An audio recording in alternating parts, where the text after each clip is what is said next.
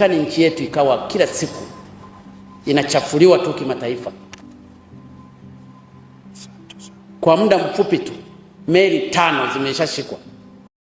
Ni takribani miaka 8 iliyopita tangu aliyekuwa rais wa Jamhuri ya Muungano wa Tanzania hayati Dr. John Joseph Pombe Magufuli kusitisha utoaji wa leseni kwa meli. Hii ni kutokana na kile ambacho kilikuwa kinatokana na matukio ya kukamatwa kwa meli nyingi sana zikiwa na madawa ya kulevya pamoja na vilipuzi, zikiwa na usajili wa nchi ya Tanzania na zikikamatwa zikiwa na bendera ya Tanzania, kitu ambacho hayati Magufuli aliona ni kama kinaenda kuchafua taswira ya nchi, na kitu ambacho sio kizuri kwa sababu kitaanza kudhoofisha mahusiano ya nchi na nchi, mahusiano ya Tanzania na nchi za nje, kwa sababu vinavyokamatwa si vitu vizuri.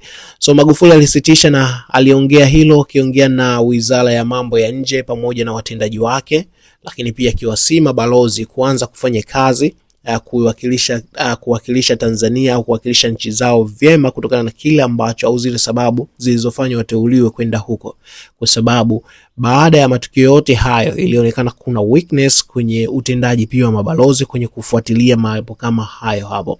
Video imerudi baada ya siku kama 3 zilizopita meli ya FMS Eagle yenye usajili wa Tanzania kukamatwa na shehena ya cocaine tani 6.6 huko El Salvador, kitu ambacho kimeleta tafrani pia na kuona inawezekanaje nchi kama hii kaingia kwenye uvumi huu tena ambao kwa miaka mingi hatujausikia. Yes, na ni kama kitu ambacho kimeanza tena kurudi na kuanza kuchafua taswira ya nchi. Lakini kwa mujibu wa msemaji mkuu wa serikali Msigwa, amesema ni kweli hiyo meli si ya Tanzania, lakini ni meli ya Zanzibar.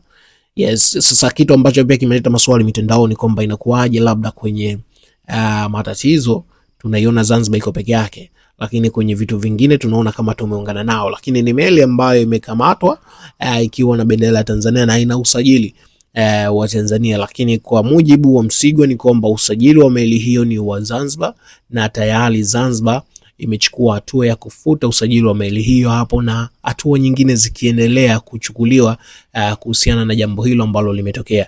Msikilize Magufuli alichokiongea Januari 2018, lakini pia msikilize majibu ya Msigwa. Mimi ni Tsodi Travis cha. Kuna meli sasa ambazo zimeshapewa vibali, ziko meli 470, ndio lazima zipitiwe zote kwa vyombo vyote vya dola, tuwafanizie vetting ya kutosha, na zile meli zitakazoonekana zina mwelekeo huo wa kubeba madawa ya kulevya na explosives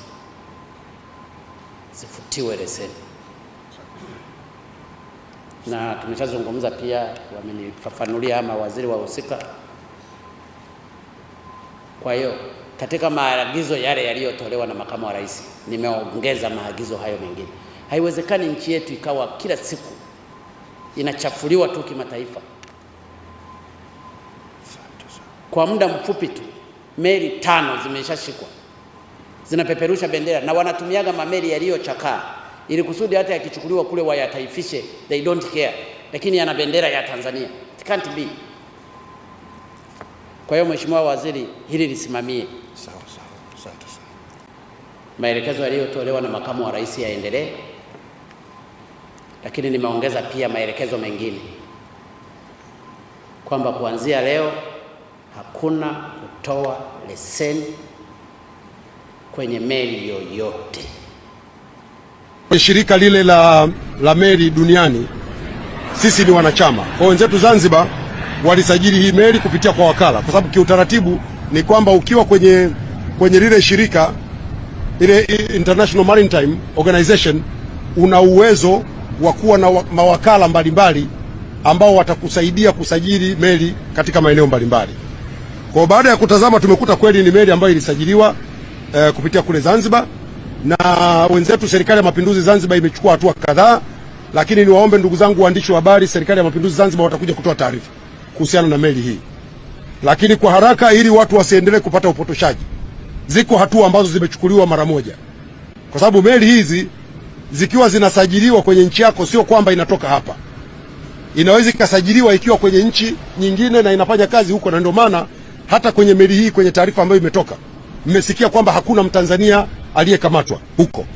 Ni meli ambayo imesajiliwa huko na wakala na imefanya kazi huko na imekamatwa huko kwa makosa yaliyoko huko, lakini kwa sababu sisi kupitia Serikali ya Mapinduzi Zanzibar ilisajiliwa huku kwetu, Serikali ya Mapinduzi Zanzibar imechukua hatua zifuatazo.